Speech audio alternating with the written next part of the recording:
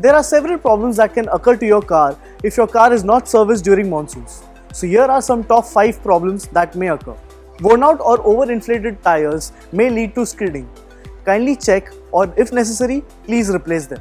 Consumables like brake fluid oil, transmission oil, driver belt, coolant should be changed as per their schedule. If not, these might lead to breakdown to your car. For better visibility on road, washer, wiper and lights should be serviced. AC systems should be checked for comfortable experience during monsoons.